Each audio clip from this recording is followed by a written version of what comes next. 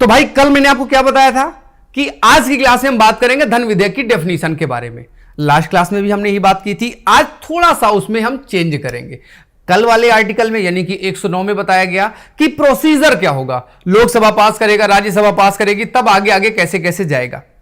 आज हम डिफरेंस जानेंगे कि आखिर जो 117 में आपका फाइनेंस बिल है और जो आपका आर्टिकल नंबर 110 में जो मनी बिल है, इन दोनों के बीच में जो डिफरेंस है उसमें से आज हम पढ़ेंगे आर्टिकल 110 क्या है।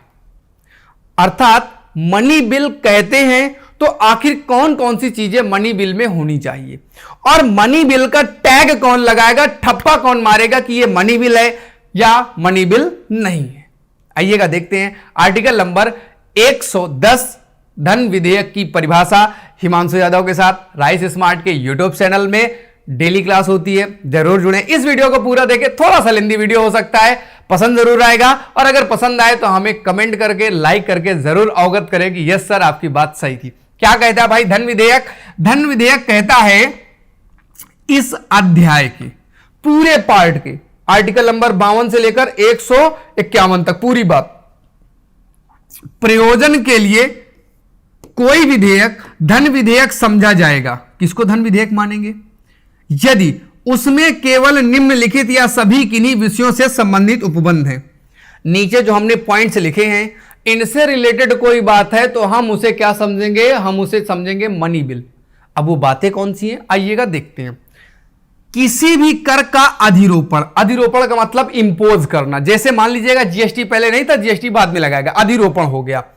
उत्साद, जैसे आपने सुना होगा वैट लगा करता था, अभी वैट हट गया, मॉड वैट आया, बहुत सारे वैट, वैल्यू एडेड टैक्सेस, बहुत सारे सरकारें टैक्स कम, जैसे जजिया कर पहले हुआ करता था सरकार ने हटा दिया, तो उत्साद हटा देना।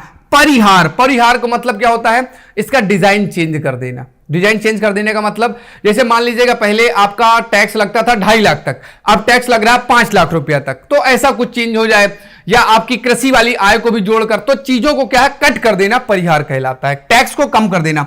परिवर्तन, इनकम टैक्स लेना ही बंद कर दें कि अब केवल हम एग्रीकल्चर पर टैक्स लेंगे, इनका जो है इनकम टैक्स पे कर नहीं लेंगे, कुछ भी बदल सकते हैं।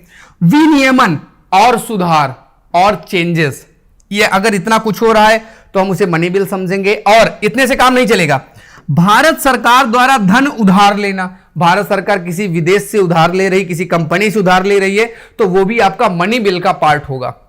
कोई प्रत्याभूति देने का विनियमन, हम कई बार अपने संसाधन बेच देते हैं, जैसे मान लीजिएगा एलआईसी की हिस्सेदारी सरकार बेच दे कि हम जो 51% है अब हम आपकी 10% अपनी हिस्सेदारी बेच रहे हैं, अब हमारे केवल 40% होल्ड रहेगा एलआईसी में। भारत सरकार के द्वारा अपने ऊपर ली गई या ली जाने वाली किसी वित्तीय बाध्यताओं से संबंधित, जैसे मान लीजिएगा कि हम सोने का कटोरा लेके गए विदेश में, उधार मांग के लाए, तो ऐसे जो भी चीजें हैं वो सब मनी बिल का हिस्सा हो जाएंगी क्योंकि वो भारत सरकार की देनदारी है, लाइबिलिटी है। इसके अलावा संचित निधि से जो भी खर्च किया जाएगा, कंसोलिडेटेड फंड से, आकस्मिक निधि से, कॉन्टीजेंसी फंड जो 500 करोड़ राष्ट्रपति के पास है, संचित निधि हो, आकस्मिक निधि हो, इससे संबंधित कोई भी खर्चा होगा तो किसमें लिखा जाएगा? मनी बिल में डालकर पास कराना पड़ेगा। और अगला, भारत की संचित निधि से धन का विनियोग, वही संचित निधि से पैसा निकालना। किसी व्यय को भारत की संचित निधि पर भारित घोषित करना, जैसे अभी क्या है, हाई कोर्ट के जज का वेतन राज्य की संचित निधि से दिया जाता है और अब केंद्र सरकार नियम बनाए कि भाई देखो राज्य के हाई कोर्ट के जज की नियुक्ति हम करते हैं तो वेतन भी हम देंगे और ये वेतन संचित निधि से देंगे। तो इसका मतलब इस पर क्या हो गया, आपने व्यय को और एक बढ़ा दिया, तो ये भी मनी बिल का पार्ट हो गया। भारत की संचित निधि भारत के लोक लेखे मद धन से प्राप्त करना अथवा ऐसे धन अभिरक्षा, उनका निर्गमन अथवा राज्य के लेखों की संपरीक्षा। राज्य की संचित निधि, उससे जो पैसा हो सकता है कि कई बार राज्यों को कुछ पैसा देना पड़ जाए, उनसे कुछ पैसा लेना पड़ जाए, मनी की सुरक्षा के लिए जो भी काम किए जाएंगे वो इसका हिस्सा माने जाएंगे मनी बिल का।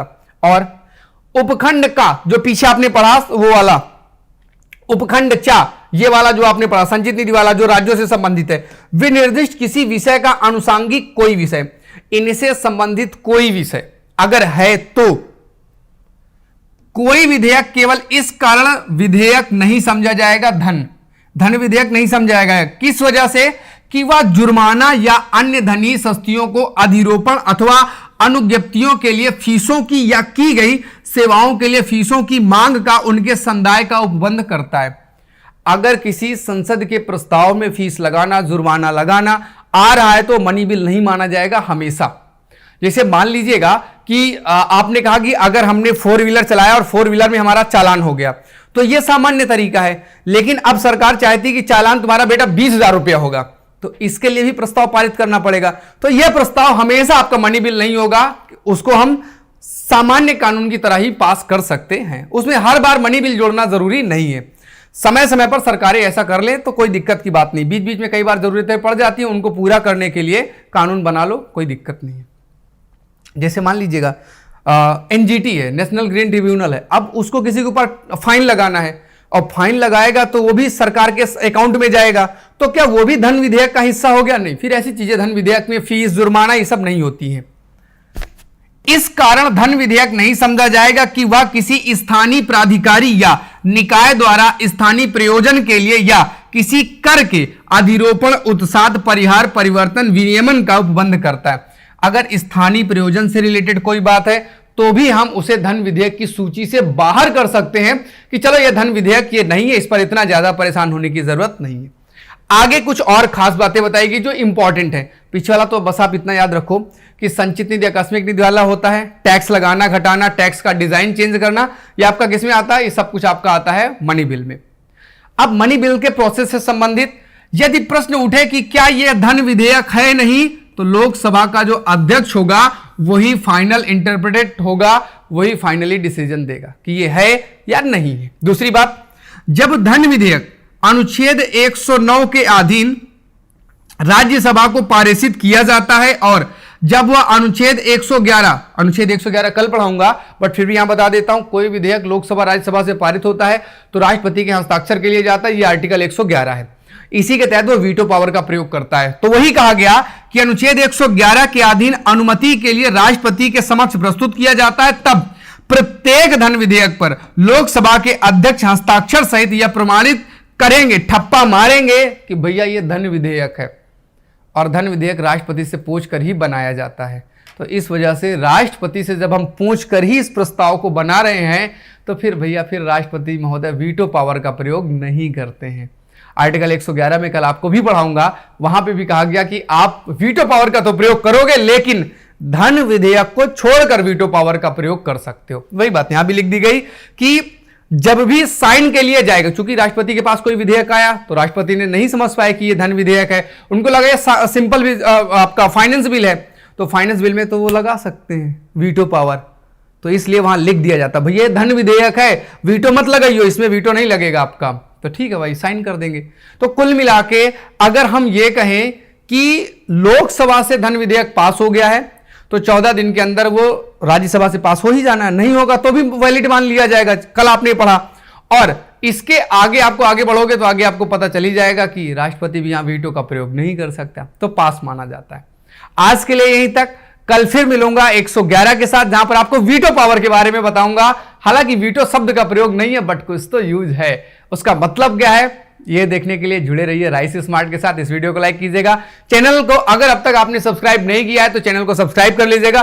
पूरी की पूरी एक प्लेलिस्ट है, मैं आपको दिखाता हूं, देखिएगा आप अपने उसमें आइएगा सिस्टम में, और यहां पे आपको ओपन करना है यूट्यूब। आप जैसे ही यूट्यूब ओपन करेंगे तो देखो मैं आपको दिखाता हूं पूरी जानकारी। यूट्यूब में आप यहां पे आके सर्च कीजिएगा, देखो यहां पे लगा हुआ है अनुच्छेद 101, ऐसे करके सारे के सारे अनुच्छेद है। रात में भी हालांकि मैं क्लास लेता हूं, आइए आपको दिखाता हूं।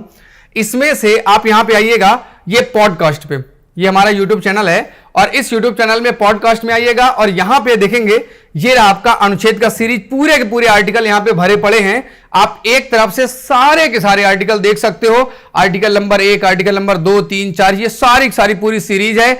आराम से देखिएगा बिंदास तरीके से, और मुझे फीडबैक देते रहिएगा कैसा लग रहा वीडियो। कोई दिक्कत, कोई समस्या, कोई क्वेश्चन आता है तो मेरे से पूछिएगा। इस क्लास के लिए मुझे दीजिएगा आज्ञा, tata bye, take care, have a nice day.